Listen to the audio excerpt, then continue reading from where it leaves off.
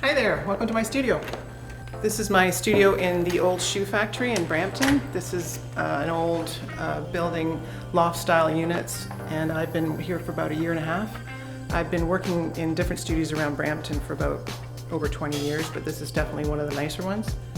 And I'm having an open house this evening where people can come by and see what I'm doing and see my latest work. The front of the space here is where I have a lot of display of pieces, and I can pull pieces out of the storage, and also works on paper. I can pull out here and people can look at them. So this is where I work and paint. I work in both oils and acrylics. I work in both abstract and figurative. And I find that when I work in one, it informs and relates to the other. So I kind of go back and forth. So when I'm working on a figure, something might happen that makes me think, oh, that could be a really interesting abstraction all on its own.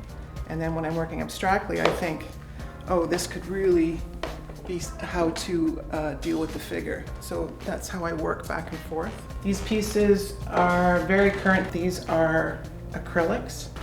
And then these are oil and cold wax. Most of the abstracts are oil and cold wax. Cold wax is a medium that you add to oil paints, and it's been around for a while, but it's become really, really popular in the last decade or so. So it's essentially a medium that you add to oil paints, and you can create very, very translucent layers, and you can scrape back through, and it's that sort of depth and history I'm after in a painting. So for example, on this one, there is a lot of history and a lot of layers. So this is multiple layers of color mixed with cold wax and then scraped through and then added on. One of the ways that I get these marks, I hardly ever use brushes. I'm mostly using these silicone bowl scrapers, and there's different edges you can use, and there's different ways you can manipulate the paint.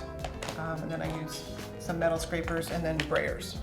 So it's hardly ever brushes. It's very much a gestural movement with these tools, which I like, and it stops me from being too tight and too precise, because I'm trying to get more and more energy and abstraction in my work. I used to be an illustrator, so this has been a gradual process of getting away from the realism and working into abstraction. So when I'm working from the model, I'm considering more about the overall composition and the shapes, as well as the essence of the figure. But I'm not trying to be super literal. I'm much more concerned with the whole effect. Some of my work has been in books published, so as a guest artist, I've been in a couple of publications, and I've worked with, this is sort of the Bible of cold wax, and I've done some online teaching with them. Some of my abstract work is with area environments in the US and other places that use it in hotels and condos.